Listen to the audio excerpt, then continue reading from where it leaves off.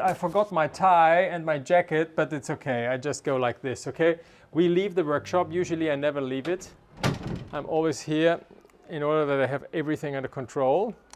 I try to, it's very tough. Now we will just go out the workshop. It's not very far from here, and we go to the tomb of Stradivari, which is very close by.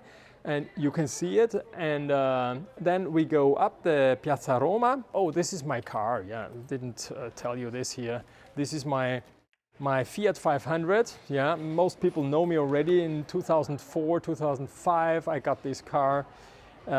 Mainly, I was a little bit searching for this car, but the number plate was similar like my birthday.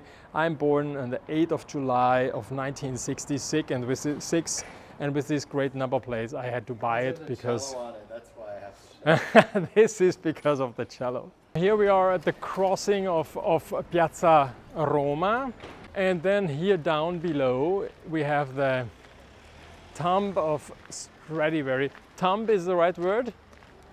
Yeah. Or tomb? The tomb or the tomb? Tomb, I guess. Yeah? Which actually is just a small monument, because on this square where we're moving right now, at the time of Stradivari, there was the Isola. It was called the island, the Isola, where there was the main center of town, and it was like a circle, all these tiny houses and workshops of craftsmen.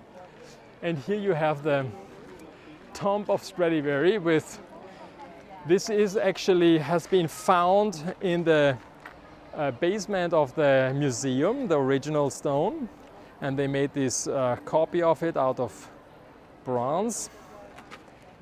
And here this is actually the main testimony how old Stradivari became. Born in 1648, and he passed away in 1737. At that time, that was just like nowadays getting at least 150 years old. And he worked totally, completely to the very last moment before he passed away. Because 1737, you still have instruments signed with his name, okay? And for those who are very serious in violin making, it's just tiny detail. Nowadays, a master instrument is specified that an instrument which is from the very beginning to the very end is made by one person. At the time of Stradivari, he was very good in what he was doing, had extremely craftsmanship, and he had 15 people working in his workshop. So that was quite a big shop. If you just think that we are like 3, 4, 5 people in my workshop, and then I have some people working outside. At that time, 15 people, certainly instead of a bandsaw to cut a back in 2 pieces, let's say, he had probably 2 guys with 2 saws, and even when the big trees arrived, probably they were hand cutting and splitting the wood, so that occupied already at least for 2 people work. And planing all the pieces, probably you had another person, and we have an electric plane, or the drill, or things like this. But still, it was a big shop, and even at that time it was a big shop, and he had a lot of success because he was making a lot of instruments for the court in France, decorating the instrument in the beginning of his career, because in the first years, up to 40 years more or less of his life, he was actually a decorator, carving nice drawings inside the ribs. You know these decorated strats, right? And that was actually his profession. And by decorating instruments from the workshop of Amati, he probably discovered the violin, started to make slowly in his free time, that's what I guess, we only can guess a little bit, started to make instruments, decorated in the beginning, and then slowly increased the number of instruments, and then at the total end of his life he had made under his name approximately 1,200 instruments. Yeah? So he was really a busy violin maker. Here, this is the main square, and as I told you, Napoleon bombed down everything, even this big building here, which was made then later on in the 40s. Now I think we go straight up Piazza Gallina. We pass by where a good restaurant is. The restaurant Settecento, but today probably is closed because it's Monday. And then we go to the workshop of Vladimir Cubanzi. Now, as you might hear already, Vladimir Cubanzi is not a very Italian name, but you can call him Vladimiro. But Cubanzi remains Cubanzi. I remember when I first came to, we can talk and walk. Yeah. When I first came here, that you went by Eduardo. Eduardo. Your cello was, your Stein was cello Eduardo. Edgardo Ernesto Russ, yeah. And then and there's all these Italian names of other, you make an Italian version of your name. Is that trend still going, or you guys now go by your given name? I stopped writing Edgardo Ernesto. I just write Ernesto, Edgar Russ, and that's it, or Edgar E. Russ. It was at a certain point I had the impression that my name is not Italian enough. Yeah. But actually nowadays people more and more focus on actually what the instrument actually is, and it's not anymore a big deal. Okay. Indeed, 160 shops and 160 different ways approaching a final result which you hold in your hand, which is just the instrument. So it's more than only the instrument. It's marketing, it's craftsmanship, it's taste, it's social media, and chemistry, research. There's no limit. And that makes the whole thing so nice, so unique. You wouldn't even imagine that it can be such a big variety of makers. And people want always to put all the violin makers together in one pot, and the violin makers is pretty difficult. And here this is the Casa del Violino by Vladimir Cubanzi. Pronti! Ciao Vladimir! This here, we are immediately here in the workshop of Vladimir. He is a real artist. Ciao Vladimir. Ciao, come stai? Che bella sorpresa! Big surprise, a nice surprise here. I didn't tell him that we were coming, and he's a little bit afraid, but this is nice. Come on. Lascia. Now he wants to clean up. This is useless. Come in. What is this here? Questo è una viola. Viola d'amore. This is a viola d'amore. That one was exhibited for many years actually in the museum, the Museo del Violino, MDV, on Piazza Marconi. He's I would say a real artist. Originally, I think he comes from Russia, right? Yes. From Moscow? Yes. Moscow, okay. And he came here to Cremona because also his cousin was here a violin maker, or is still a violin maker, Andrei Schutz. And then he learned with Andrei. You made also the violin making school? Yes. Yeah. Yes. Yeah. So, and then a typical evolution as a violin maker does. You learn the profession, you work with somebody, and then slowly you just open your own shop. And now it's not that easy, you open something like this and then it pops out to be like this. Now he was not prepared. Usually it's super clean. When I told you before that every maker has its own style and its own way of doing things, he, I think, is another great example of how you can approach violin making. And he, at a certain point, started, before he closes an instrument, he draws on the back of the instrument something. Like this, for instance, is a drawing directly on the wood. A dragon. Yes, it's Chinese dragon. This is for violin limited edition autumn, 4 seasons. Wants to make the 4 seasons. This is autumn. Oh, for based on the Vivaldi composition. Yes. So this is autumn. Yes. Oh wow, it's beautiful. Hai messo il bellissimo puntale.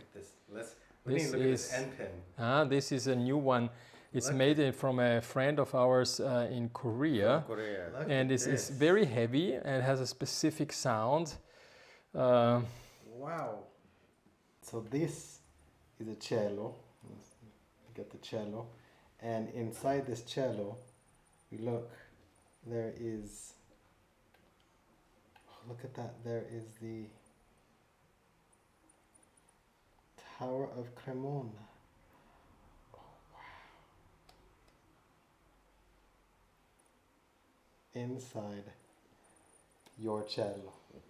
This is the working bench of Vladimir. Huh? Yes. This is just. Now he tries to clean here. Actually, every time I come in here, I make jokes about his trust he has in a single rope, even so it's out of steel. But he tells me that he changes the rope and then he puts the date. Now I don't really trust that much in one steel string because I think it can go out of the wall. And I'm talking about that because it happened to me once, and so I will never hang up instruments like this, even so it looks very nice.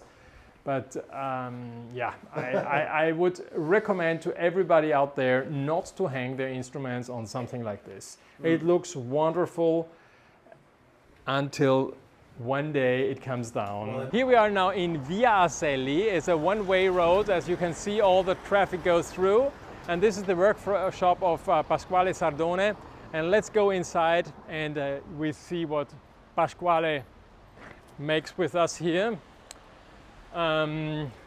Pasquale, I think we have to wait.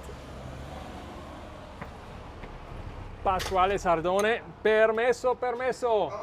Ciao Pasquale. Ti presento il mio amico Jonathan Humphries. This is a small, tiny workshop, and he's living outside of town, similar in that area where I'm living in the countryside. And we cross each other very often. And then he also goes pretty often to fairs in Germany and in Shanghai. Now it's already a few years ago that we have been there, but he's pretty active and mainly works on cellos, I would say. Come dicevi, quanti violini avevi fatto negli ultimi anni? 2. In the recent, Massimo 3. maybe 2 or 3 violins he made in the past few years. It just makes one cello after another. Why cellos? Because I have big hands. Yes, I'm a double bass player, you know, and I have a very big hands. And for me, violins is very small, and no, it's my passion, cello. Okay. Yes, I like make cello. Beautiful. And this one? Yeah, This one both. is mine. Yes. Che modello è? Ruggeri. Francesco Ruggeri. Uh-huh. Yes. Interesting, huh? 1690. 1690. Yes, this scroll is not original model, but this one is original model. Yes, this is from come si dice il calco, Edgar? Okay. From a chalk, not chalk or original. Then Mold? mold, yes, Uh-huh. chalk mold. This is It's a original, Ruggeri. yes, this is Ruggeri. Yes, Uh-huh. with this very small, this one square, and not like Stradivari. Uh-huh. This is Stradivari scroll. What's the difference? Right. Yeah, here this is very big This here, very big, and this big. is not square, while here Yes. it is very small, the eye. And the axis, l'asse, Uh-huh. l'asse is not like this, but a little like this. Inclined, yes. Yes. Oh, I see. Yes, it's much smaller. This is my personal finish, not cremonese finish. Uh-huh. This one. Very Yeah. short, but but the Ruggeri, inside. now I'm making this. This is very smaller in original Ruggeri model. What do you mean by cremonese finish? That maybe it's different. Even Okay. me, myself, I'm learning here This, today. This is cremonese style. a little bit more, modern cremonese, but Yeah. a little too long, even for my taste. Yes. Okay. And what's over there on this? It's very short. And that style. That's more his style, but even myself, I prefer like this. I don't like when these are like too long, you know. Okay. Well, elegant for me. It looks more natural. Yes, this is my model inspired. Okay.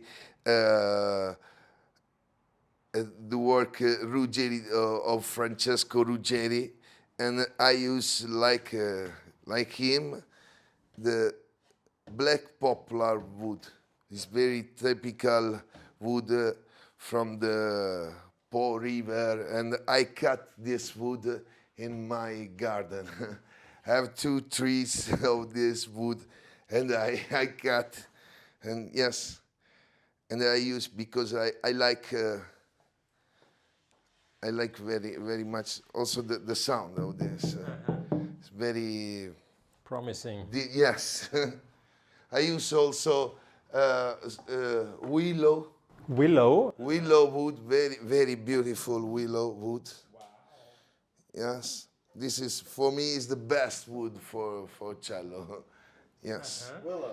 Willow, yes. Ruggeri in the label his surname, soprannome in italiano, detto il pear. Maybe because he used the pear wood. Yes. Okay. I use also pear wood. Here I have a viola. This is pear wood. Made from the wood of a pear tree. Pear trees, yes. This one is very particular wood. Very brown. Yes.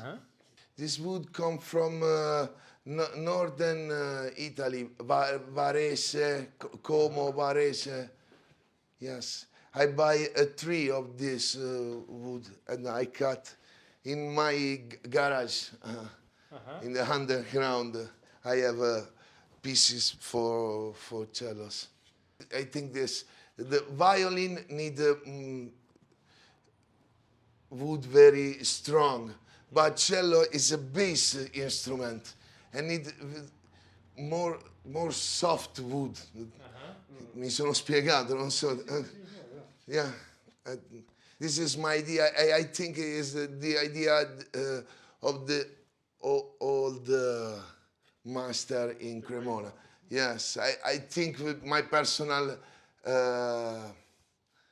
idea is that Ruggeri, Francesco Ruggeri and Andrea Guarneri is the very big master in the construction of cellos in Cremona in 70.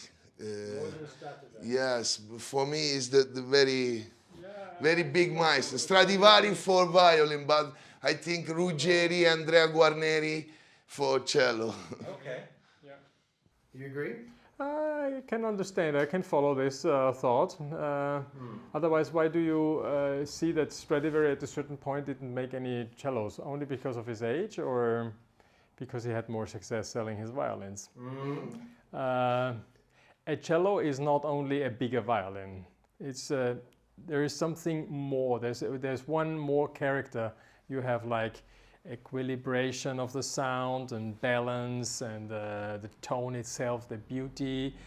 But then on the cello you have one more dimension, which is something which some cellists tell me that it is somehow an imaginary ball which is floating in front of you, and you can move that ball somehow when they talk about the sound. So I've never imagined imaginary, but maybe I should. I will play better. Yeah, it's, now that you probably hear this idea. I have to research that. An imaginary ball in front of me. Yes. On a violin, now I know you're laughing here. When you play a violin and you listen from far away and you close your eyes and you point where the sound is coming from, a good violin, you will never point to the violin. You always will point more up there you perceive that the sound comes from. And cello? And on a cello it is about a meter higher and in front of the bridge, somewhere in front, but not directly at the cello. When you create your sound, it's not nice. Economic cello, I don't want now to say a Chinese cello, but let's say a very economic cello. Beginners are happy when it responds very quick. And so they put the bow and they're happy that something comes out, right? Yeah. This is the main focus on a beginner. And then the more you start playing and the more you play on an instrument and the better you become, the more you actually want to create your own sound with the same instrument and creating different sounds with the bow a little bit closer to the bridge, a little bit more to the fingerboard. And at that point, when you're getting to enjoy a single note, you start feeling this imaginary ball. Check it out and let me know. Thank you. Let's go. C'è ancora? Ok. Chiediamo se passiamo. You want to look inside? Sure. They're still open, you know, somebody is still there. Come on, let's see. Where are we going? Andrea Schutz, if he doesn't have to talk, he's more happy, but you can walk inside and go through. Come on. I love the scrolls here. Yeah? We were just talking about this. He makes about this. Tu fai queste teste? Huh? Diego. Wow. His cousin. 10 years ago, Yeah. maybe. So. That's so cool. Does he have one for cello? You have a No. cello? No? Just for violin. It was made when I was young. Now we are here at the Via Zelli and Via Francesco Robolotti, how you can see here. At the time I was living here, there was no violin maker at all in the entire road. And I actually never considered to go into Via Robolotti to open my shop. But nowadays there is actually in most buildings there is a violin maker. So I think it's nice just to walk down and we can read a little bit the names. And if somebody is at the door and says, hey, Edgar, come in, then great. Erika Riccardi is one shop. So it's interesting to think that within 30 years, so many violin makers came into this road. Luigi Aquilino is also more or less my age, I think. Diego Daget is a Cremonese. The name looks not very Italian, but he's super 100% Cremonese. And When you say cremonese, what do you mean by that? I've heard that word a lot. Cremonese is one who is native from Cremona. I'm actually native from Austria, and I'm proud to be Austrian. Bruce Carlson from the United States. Okay. And he's an expert when it comes to instruments from the 17th century. Mm-hmm. And I would say a very reliable expert. Then Arturo Ponce is a bow maker. I see. I was going to ask, Arturo makes very often together with Pasquale Sardone together the fair. Close to be closed, but we can have a quick look inside. Come on. If you don't know that here is a violin maker's supply shop, you wouldn't know about the door. You know, you have to know. Yeah? You have to be an insider. But you get in, and then you can get all the tools and woods for double bass. This would be like a double bass for a competition. luteriashop.com or .it or something, and then you have an online shop, and it's a very small, tiny market. But worldwide, people know this shop and they go there and they write, and here you can get the wood. Yes, of course. Tranquillo, no, tranquillo, tranquillo. He is just choosing quick some wood. This is only a very tiny part of wood what they have. They have everything actually outside of town, and then they have most of the wood outside, and then they bring it. If I need something specific, then I tell them what I need, and then they bring it the next day. And this is all only for violin and cello? Violin, cello, double bass, spruce, Beck, poplar for the double bass, like, you know, Pasquale was talking about poplar. Here you could make a one-piece poplar bass with ribs. You wouldn't imagine how big these Those are the ribs for a bass. For the ribs for a bass in one piece. You have the upper part, the C, and the lower part all in one piece. And then these pieces are all already seasoned, so you can tell that they have been outside, and then they put on the year 2018, or what is it? Yes, and then you have it, and they have it probably outside under the sun. And so when we make an instrument like a Guarnieri Lord Wilton, we want a specific maple. If we make a Stradivari Hallier, then we want something different. If the customer wants super large flames, we have to search. So we go from one to another until we found the piece. This one here is super large flamed. I see that, yeah. What do you mean by flame? The flame, this what you see, because the ears go down like this, and then the ears have like waves. And there's a way to cut the wood to make it, to accentuate that? Yep. I see, okay. Oh, thank you. This is a treat. First time I came to Cremona, I wandered into the shop by accident. It was in a different location. And I was amazed that you could walk into a shop and buy violin wood. And then you get also the resins, the glue. This is from bones. Ok. Wow, che carini questi recipienti. Piacciono? Mi piacciono. Sì. Looks like this. Already in small quantities. Yeah. Artists use this and they solve it in warm water, and then they put it on the linen. When they have the frame, then the linen, and then they put a layer of this one on top of it. And here this one is much clearer, yeah. And this right here is the cola di coniglio. Coniglio, rabbit. Coniglio. Rabbit glue, and this is bones. You're not the first luthier that's told me that rabbit glue is the preferred. Yeah, because it's light and very strong, but it doesn't have to be too strong and too hard. So, like for instance, the fish glue is the strongest from all, but is brittle, and you don't want a brittle glue. You want strength, but also quite elastic. This is the skin, and these are the bones. You have a little bit this. So one is the bone. Mm-hmm. Which is the bone?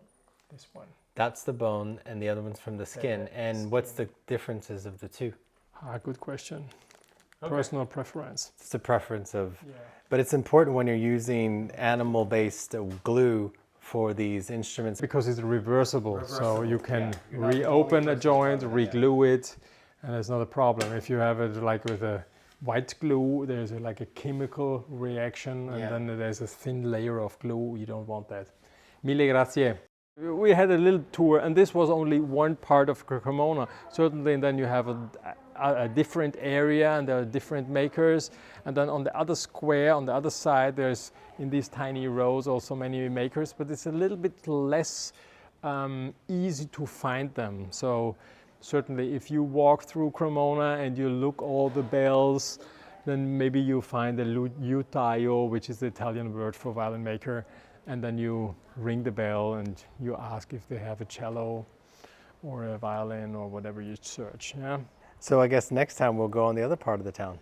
Yeah, I think we have to. Yeah. Thank you.